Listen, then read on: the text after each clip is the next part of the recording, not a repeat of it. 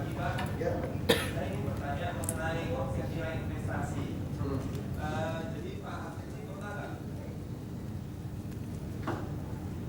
nggak mengalami kondisi di mana nasabah itu mengatakan bahwa saya tidak terlalu percaya dengan investasi di reksadana seperti itu. Jadi daripada investasi di reksadana, saya menggantungkan investasi pendidikan anak saya di reksadana, mungkin investasi kelompok kan jadi kosong. Yang penting saya pegang dana saya sendiri, saya pegang profesi itu aja.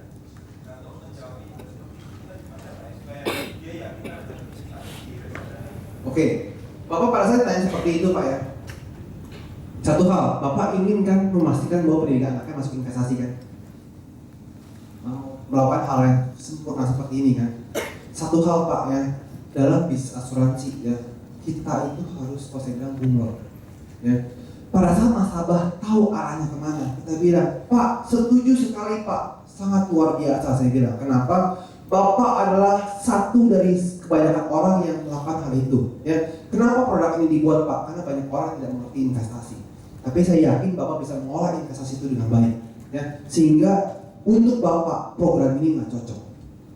Tapi satu hal Pak, Bapak harus memastikan ya investasi Bapak berkembang dengan baik, dan saya yakin Bapak bisa melakukan hal itu. Dan pertanyaannya Pak, investasi Bapak lakukan perlu Bapak? Benar? Tahu-tahu kalau dia sakit terus meninggal dunia bisa nggak investasi berjalan? Nggak bisa. Nah itulah ya Pak, education yang kita proteksi. Jadi kita beli full asuransi. Ya, jadi kita sebagai agen harus benar-benar membidik nasabah dengan tepat. Kita lihat keinginan dia apa. Kalau dia memang bagusnya ke investasi, ya udah pakai investasi. Ya, kita bilang sama dia, Pak, selama ada Bapak, investasi Bapak akan berjalan dengan baik. Tapi satu hal, tanpa ada Bapak, investasi Bapak tidak akan berjalan dengan baik. Ya, mau nggak Pak? Dari hasil keuntungan investasi Pak, ambil aja 10-20%. Di mana ada program namanya Education Protection Investment. Bapak tahu kata sendiri lah ya. Di mana itu bisa melindungi investasi Bapak in case jadi sesuatu dengan Bapak, anak Bapak tetap bisa pendidikan. Tapi tidak jadi sesuatu, saya yakin investasi Bapak akan berkembang untuk mencapai dengan pendidikan tersebut. Ya. Ada lagi?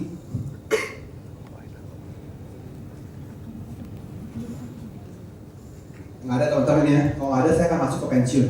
Balik lagi Pak.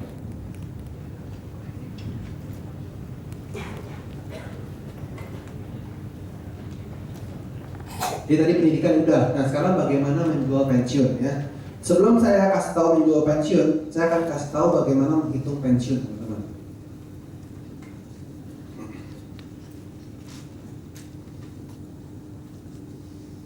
Oke. Ini ada satu contoh ya.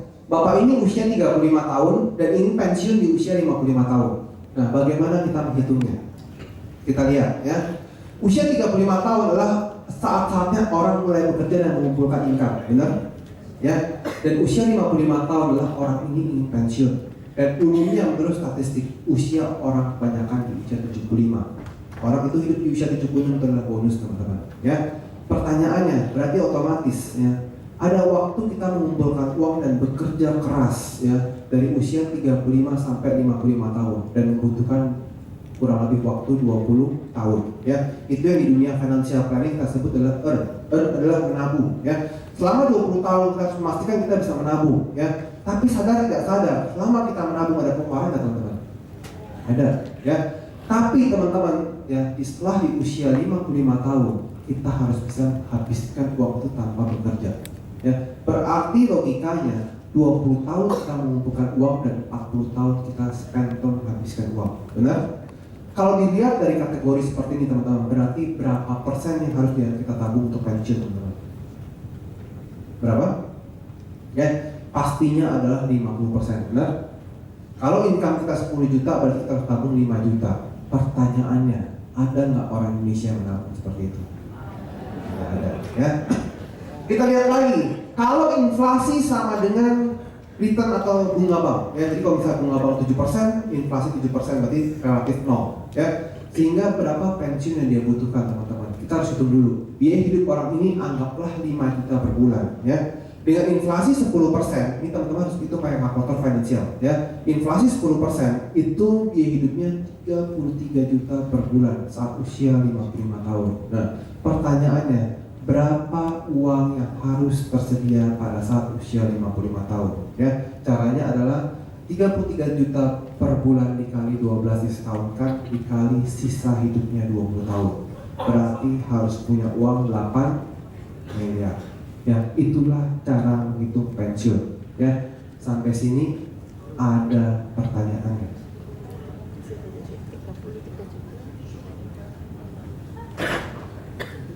Ini basic cara menghitung pensiun, tapi nanti saya akan kasih ide saling untuk pensiun.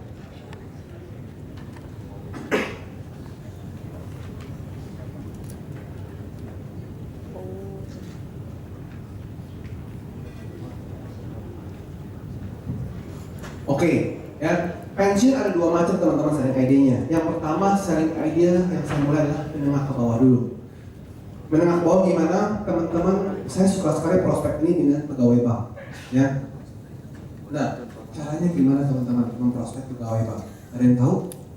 Ya, teman-teman memang API-nya nggak besar, mungkin 2 juta, 3 juta per tahun. Ya, tapi kalau dikumpulkan banyak juga teman-teman. Ya, yang saya lakukan teman-teman, ya, saya punya beberapa account bank, ya, dan memang hampir di bawah kantor saya itu ada beberapa bank ya, hampir setiap 3 hari saya print buku teman-teman.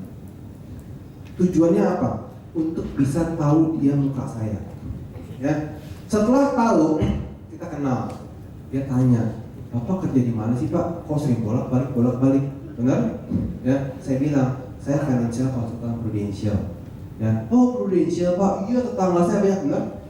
Ya, "Betul Bu, Ibu sudah dikenal sama Prudential belum?" Dia bilang, "Ah enggak lah, nggak mau lah. Itu kan kalau sakit di cover, saya kan di cover kantor." Benar?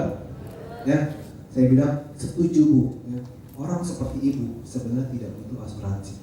Ya, sebenarnya butuh nggak teman-teman? Butuh, cuma saya bilang agen harus bungkol.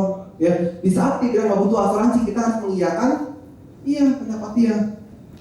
Tapi satu hal saya bilang, "Bu, saya jamin Bu, Ibu di bank, ya, sebenarnya pekerjaannya sangat luar biasa." Saya bilang, "Kenapa? Bank menjamin pensiun, ya, sehingga Ibu tidak butuh asuransi." Benar? Nah, pegawai itu bilang, "Benar Pak, saya nggak butuh asuransi." Benar, makanya tetangga saya ngejar-ngejar saya. Itu benar konsep Bapak. Masuk satu teman-teman. Begitu dia iyain satu, udah ada peluang satu. Ya, setelah itu udah dia anggap satu. Pokoknya teman-teman kalau dia anggap 3 kali pasti closing teman-teman. Ya, satu. Terus saya bilang lagi, "Bu, Ibu beruntung kerja di bank. Ya, pada saat pensiun, ya, Ibu sudah disiapkan oleh bank rekening pensiunnya.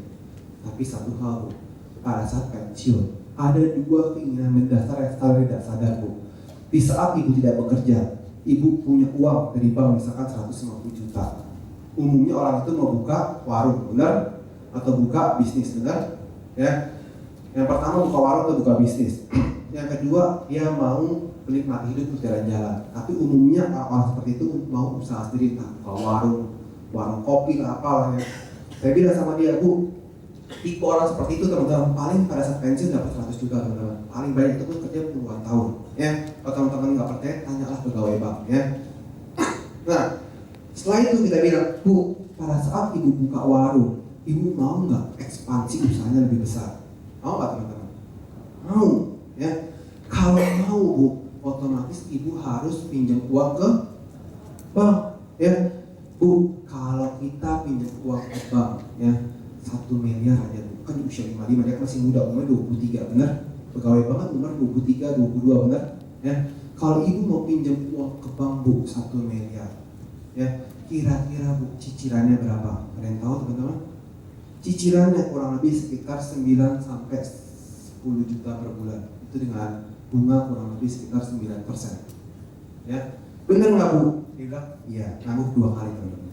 Ya, yang ketiga pasti closing teman-teman ngomongnya. Ya, nah Bu, itulah sebabnya Bu, Prudential sangat concern sekali dengan hal itu. Sehingga Bu, baru kemarin ini Bu, kalau saya tanya Bu, kan tetangga Ibu orang Prudential Bu, pernah nggak dengar namanya capital growth asset atau modal kerja setelah pensiun? Saya tanya sama dia, "Pernah nggak Bu?" "Nggak pernah," dia bilang.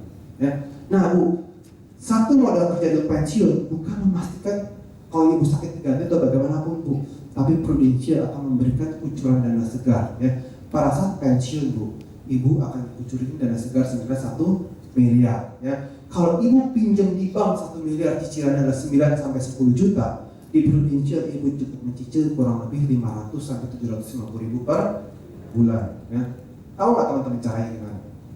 Ya, saya nggak tahu ya ilustrasinya. Teman-teman lihat, ya, coba hitung. Ya, kalau usia 23 sampai 25 tahun, nabung 500 sampai 7,5 per bulan. Ya, tapi jangan full proteksi, kurang lebih savernya 45, proteksinya 55%. Ya, pembagiannya kurang lebih seperti itu. Ya, teman-teman terserah mau beli proteksi apa aja. Cuma biasanya saya kasih hospital, ya, 200.000 sampai usia 75 tahun buat bonus. Ya, saya bilang sama dia, setelah ibu nggak bekerja, ibu masih dapat penggantian income, penggantian hospital 200.000 per hari. Ya, teman-teman nggak usah pusing, mereka nggak ngerti untuk inflasi, teman-teman, mereka pusing. Ya, maka saya bilang produk ini jual untuk orang menengah ke bawah. Ya, tapi kalau produk ini jual menengah ke atas, teman-teman akan dikalahin. Jadi ada golongannya. Ya, nah teman-teman kalau buat ilustrasi, nanti kalau dia nabung 500.000 per bulan hanya usia 23 tahun, benar nggak di usia 55 ada 1,28 bahkan 2 miliar? Ada nggak? Ada. Ya. Nah pertanyaannya teman-teman, kalau itu ditarik sama dia, sisain uang kurang lebih 5 juta. Ya. Setelah ditarik sisain uang 5 juta, uang keluar nggak? Keluar. Buat modal usaha. Dia cicil lagi 20 tahun dengan premi yang tetap polis seleks, teman-teman. Enggak. Ya, itulah cara ya untuk memasukkan pensiun kepada orang-orang seperti itu. Ya, itu produk sebenarnya saya racik kurang lebih 2 tahun yang lalu. Saya melihat bahwa bagaimana mereka itu sadar tentang namanya pensiun. Nah, banyak sekali teman-teman saya mengumpulinnya dari pegawai-pegawai bank seperti itu, ada kurang lebih KPI-nya sekitar 100 jutaan. Ya, itu dari mungkin 20 orang, 30 orang. Itu lumayan sekali. Nah, itu untuk menengah ke bawah. Bagaimana kita prospek untuk menengah ke atas? Ya, ada caranya teman-teman. Dan memang ini sedikit ngebul dikit. Ya, cuman caranya gimana adalah saya bilang sama dia. Saya waktu ketemu seorang direktur, saya bilang, Pak, setuju nggak Pak bahwa selama kita bekerja itu income itu namanya active income. Ya, saat kita pensiun otomatis itu namanya passive income. Ya, kalau kita tidak mempersiapkan dengan baik, otomatis kenyataannya hidup kita akan susah di saat pensiun. Benar nggak teman-teman? Ya, pertanyaannya Pak, kita hidup di Indonesia, kita ditanggung dengan namanya jam sostek yang sekarang namanya BPJS Ketenagakerjaan. Benar? Ya, di mana rate-nya adalah 3% ditanggung oleh pemerintah dan 2,7% ditanggung oleh karyawan. Ya, totalnya 5,7%. Ya, pertanyaannya Pak, dengan 5,7% bisa nggak kita pensiun? Ya, oke Pak, kita akan lihat negara Singapura, teman-teman. Ya, negara Singapura, setiap penduduk Singapura yang bekerja, kalau teman-teman tahu, tax-nya dipotong 40%. Ya, di mana 20% dibayar pemberi kerja dan 20% ditanggung oleh penerima kerja atau karyawan. Ya, di mana kalau teman-teman tahu 20% ini dimasukkan ke satu rekening yang namanya Central Provident Fund. Ya, Central Provident Fund adalah satu dana pengelolaan yang mengolah dana pensiun. Ya, Central Provident Fund itu dibagi menjadi 3 teman-teman. Ya,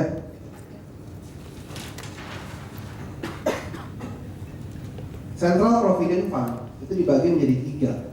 Yang pertama adalah ordinary account. Yang kedua adalah special account. Yang ketiga adalah MediSave. Ini bunganya kurang lebih 2-4%, ini 2-4% dan ini 0. Ya, karena untuk menjamin kesehatan dia. Ya. Nah, setelah itu teman-teman, kalau kita tahu harusnya orang Singapura hidup enak kan teman-teman? Enak. Ya. Tapi saya sering sekali jalan ke Singapura. Ya. Kalau teman-teman lihat di food court, ya, ada nggak AI sama kakek-kakek yang masih jualan yang masih makan lantai? Ada? Ya, teman-teman tahu dia dipotong 40%. Berapa income yang dikasih oleh negara Singapura, teman-teman? Ada yang tahu? Ya, untuk golongan mereka itu kalau dirupiahkan kurang lebih 3,5 juta rupiah per bulan. Ya, tapi kalau untuk golongan karyawan kurang lebih 10 juta rupiah dari income itu. Ya, Nah, pertanyaannya, kalau income selama dia bekerja dipotong 40%, kenapa dia cuma dikasih begitu kecil? Ya, jawabannya cuma satu teman-teman. Ya, ordinary account adalah untuk memastikan, yang satu account yang ditabung untuk memastikan pada saat si penduduk ini pensiun. Ya, pemerintah Singapura ingin memastikan bahwa orang ini bisa hidup sampai dia meninggal. Jadi untuk biaya hidup. Ya, special account digunakan untuk pembelian rumah di Singapura. Ya, saya suka tanya sama orang Singapura, kan orang Indonesia kan mukanya ada pintar-pintar kan, saya bilang, lu kan dipinjemin sama pemerintah untuk beli rumah, rumahnya jual aja, beliin rumah yang kecil, duitnya ditampung, bener nggak? Ya, berita baiknya teman-teman di Singapura, begitu teman-teman jual rumah, dananya tidak masuk kantong kita, tapi langsung masuk ke pemerintah. Ya, di saat teman-teman membeli rumah yang lebih murah, teman-teman akan dikasih lagi pembelian rumah yang lebih murah, dan selisihnya itu akan dikenakan denda. Ya, jadi benar-benar kita ubah rumah itu kita dipenalti sekalian. Jadi lebih rugi lagi. Ya, sehingga karena Singapura rumahnya sangat mahal sekali teman-teman. Kalau teman-teman lihat apartemen di Jalan Orchard Road itu kurang lebih memakan biaya 7 sampai 12 miliar. Ya, sehingga otomatis mereka dananya hilang besar di special account ini. Ya, dan itu juga diatur kalau dalam perumahan Singapura namanya SDB, House Development Board. Ya, nah. Yang ketiga adalah Medisave. Medisave adalah untuk kesehatan. Pemerintah Singapura ingin menjamin pada saat orangnya penderita sakit masih dapat pendapatan medical yang layak. Ya. Nah, saya bilang sama nasabah yang cukup lumayan, direktur atau manajer, saya bilang kalau Singapura ya dipotong 40%, di mana yang mengendalikan pemerintah? Ya. Di Indonesia dipotong 5,7% yang mengendalikan pemerintah juga. Berita baiknya saya bilang ya, di Indonesia kalau kita menyusun dana pensiun sendiri, bisa nggak teman-teman? Bisa. Caranya bagaimana? Kalau kita bisa menerapkan setengah aja dari produk Singapura, kita bisa menyisihkan 15-20% dari income kita. Kita yakin hidup kita akan jauh lebih bagus daripada pemerintah Singapura. Ya, itulah cara saya masuk menjual pensiun untuk orang-orang yang menengah ke atas. Sampai sini ada pertanyaan nggak? Ya. Dan saya yakin pasti bingung. Ya, itulah gunanya teman-teman ilmu financial planning. Ya, jadi kita ketemu nasabah yang tadi saya bilang kita knowledgeable, kita tahu bagaimana konsep mereka. Ya, kita kasih perbandingan, inilah negara Indonesia, inilah negara Singapura. Kalau kamu mau hidup lebih sukses seperti orang Singapura, Indonesia sangat peluang lebih besar, di mana kita bisa merencanakan pendidikan pensiun itu dengan sangat baik dengan merencanakan sendiri. Ya, sedangkan di Singapura dikontrol dengan namanya hukum atau law. Ya. Oke, itu sharing idea pensiun teman-teman. Sampai sini ada pertanyaan?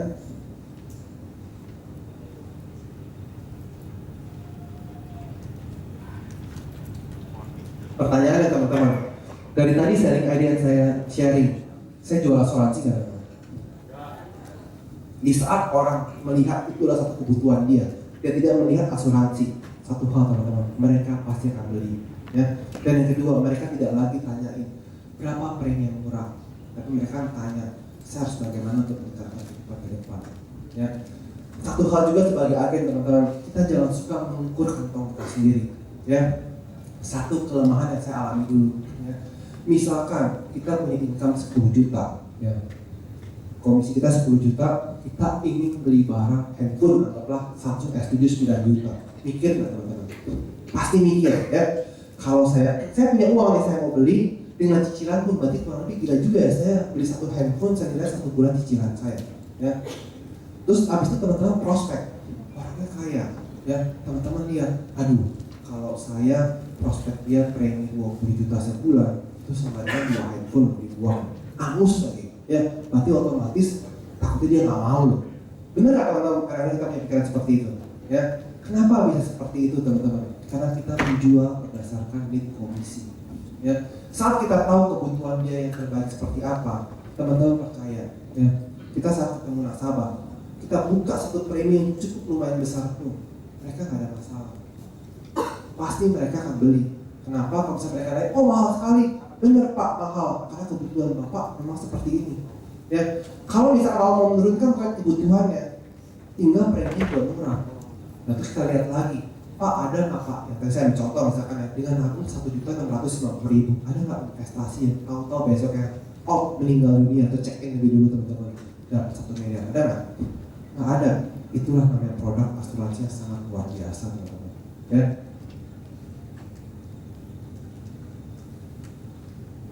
Nah, ini cara menjual namanya asuransi. Ya, nanti saya akan jual bagaimana sharing idea untuk dokter, teman-teman.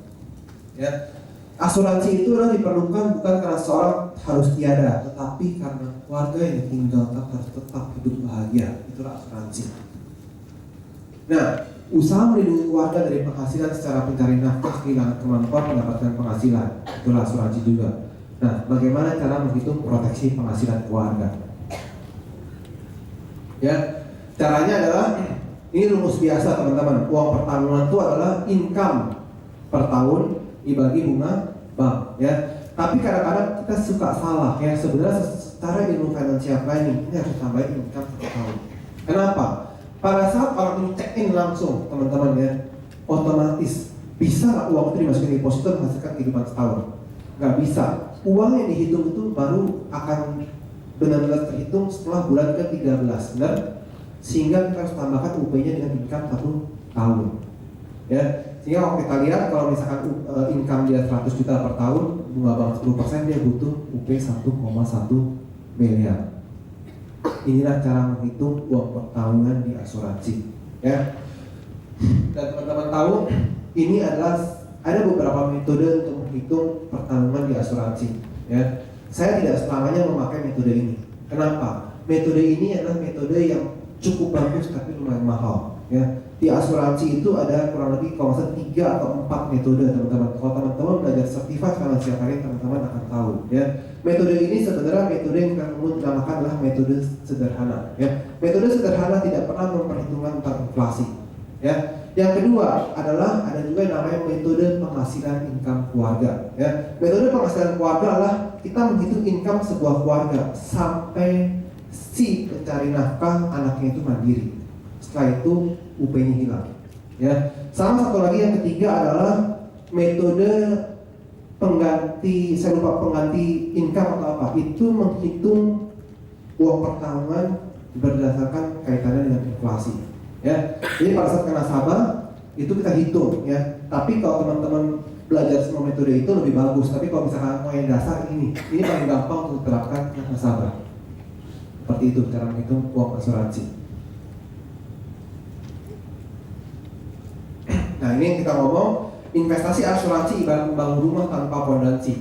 Usaha melindungi aset yang telah dibangun dengan jerih payah bertahun-tahun akan habis dalam sekejap karena penyakit kritis. Sehingga kita perlu namanya proteksi sakit kritis. Ya. Nah, investasi ini saya juga ada sharing idenya, nanti saya akan bahas juga. Ya. Investasi apa yang baik untuk saya? Benar nggak nasabah suka tanya seperti itu? Ya, kita bilang sama dia, ya, Pak, investasi tergantung dari 3 faktor. Yang pertama adalah Bapak investasi tujuannya untuk apa? Ya, dan jangka waktunya berapa lama dan profil risiko Bapak seperti apa? Apakah profil Bapak adalah yang tipenya adalah high risk high return, low risk low return, atau yang konservatif? Kita tidak pernah tahu. Kita harus tanya dulu tujuannya apa, jangka waktunya berapa, dan profil risikonya apa. Jadi misalkan nasabah bilang saya punya uang 1 miliar, ya, saya butuh uang ini untuk sekolah anak saya 3 tahun lagi. Teman-teman, sebagai agen asuransi, kita masuk ke produk mana? Produk mana teman-teman? Dia punya uang 1 miliar, dia berharap 3 tahun lagi daripada uang nyangkut, dia mau kasih ke teman-teman untuk masukin program asuransi. Taruh kemana teman-teman? Sebagai agen yang profesional, saya pernah dilakukan hal seperti itu. Saya bilang, Pak, untuk Bapak pakai 1 miliar 3 tahun lagi, mohon maaf Pak, produk kita tidak cocok. Bapak saya akan referensikan ke bank untuk masukin ke deposito. Ya, itulah jawaban dari seorang profesional. Ya, makanya saya suka sekali mendapatkan referensi juga dari bank-bank. Ya, saya ada kerjasama dengan BNS mereka tidak pernah bermusuhan dengan saya. Ya, jadi kita jangan menganggap mereka kompetitor kadang-kadang. Jadi kita kadang-kadang kalau misalnya mereka butuh kita tolong. Ya, Jadi saya suka langsung alihkan ke bank untuk dia masukin deposito dengan bunga yang cukup lumayan bagus. Ya, jadi kita kadang-kadang jangan merasa bahwa ini umpan saya harus makan, nggak bisa seperti itu. Saat kita melakukan hal itu, hidup kita akan bahaya ke depannya. Ya. Nah, inilah golden rule, teman-teman sudah tahu kan, risk return, no risk no return, itulah investasi. Nah, kalau teman-teman tahu, disinilah ada namanya sadar tidak sadar, ini adalah 3 keranjang uang, teman-teman.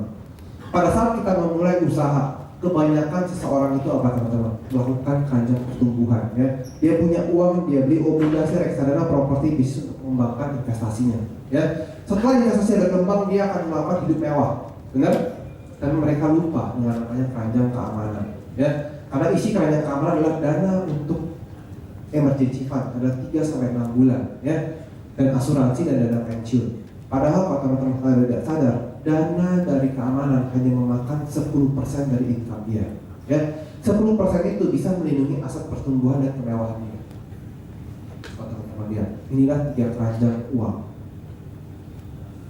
Nah, ini adalah satu investment, pemahaman investasi. Kalau teman-teman tahu, ya, investasi itu ada dari benar-benar yang sangat aman, teman-teman, sampai yang berbau kecurangan, fraud. Ya. Itu dari deposito, SBY, bond, equity sampai dengan judi dan fraud. Ya, di sini ada yang tahu fraud itu apa? Ya, kalau teman-teman tahu kasus Cipaganti itu adalah fraud. Ya, fraud itu seperti apa? Adalah money game, teman-teman. Fraud dan money game itu sama. Ya, misalkan kayak waktu terakhir itu adalah emas. Ya, pokoknya kalau kamu invest 1 juta di bank dapat bisa setahun, misalkan 100.000. Di saya 1 juta 3 bulan 1 juta. Jadi double asetnya, misalkan gitu. Ada satu investasi yang menjanjikan return segitu besar. Teman-teman kalau mau ikut boleh nggak? Boleh aja. Tapi satu hal saya pesan, jadilah orang pertama. Ya, kenapa? Begitu jadi orang buntutnya, habislah kita. Ya, itu semacam fraud. Jadi benar teman-teman kalau ikut investasi seperti itu, investasi semacam kayak main judi. Ya. Nah, ini reksadana. Teman-teman bisa baca sendiri, ya. Dan apa bedanya investment, money game, dan fraud? Banyak sekali orang salah memahami antara investasi dan penipuan. Penipuan, fraud, hoax, scam, dan sebagainya, ya. Kenapa tertipu? Karena manusia itu greedy, teman-teman. Saya tidak pernah percaya bahwa nasabah ada yang dihipnotis dan keluarin ATM-nya. Tidak ada, teman-teman. Tapi satu hal, karena dia janjikan sesuatu dan nasabah itu tidak mengerti tentang ilmu keuangan, dia berharap bahwa dia ingin cepat kaya dan serakah, sehingga dia tarik uangnya dititipin ke orang itu. Benar? Dan itulah kejadiannya. Nah, bagaimana menghindarinya, teman-teman? Jangan investasi bila tidak mengerti, ya. Jangan percaya sesuatu yang ditawarkan dengan bisnis yang tinggi, ya. Satu hal, teman-teman, paling mudah, ya. Kalau investasi ada yang menawarkan return lebih dari 10% per tahun, itu pasti money game. Ya, itu gampang, ya. Kita jangan terkecoh. Oh, kamu tahu nggak? Ini ada satu investasi pohon kurma misalnya di Arab, dananya gede gini seperti itu. Atau misalkan contoh itu teman-teman pernah dengar nggak yang mata uang dinar, benar? Sampai sekarang ada nggak? Nggak ada.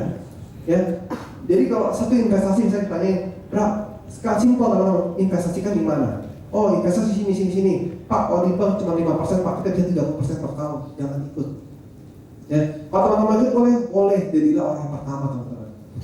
Ya, ambil keuntungan dulu, setelah itu sekali putus setelah 2 bulan 3 bulan selesai, hilang. Ya, tapi kalau nggak salah money game yang paling lama ya bertahan tuh kalau nggak salah Cipaganti. Itu paling lama, bisa sampai 2 tahun. Sama terakhir kalau nggak salah yang emas, kalau nggak salah itu juga agak lama. Yang lainnya sebentar. Ya, yang terakhir juga ada lagi, kalau teman-teman tahu, manusia membantu manusia, ya. Ya, itu kalau saya bilang manusia memakan manusia, teman-teman. Ya, itu juga fraud money game, ya. Oke, ya, saya akan janjikan tadi bagaimana sharing idea untuk investasi, ya.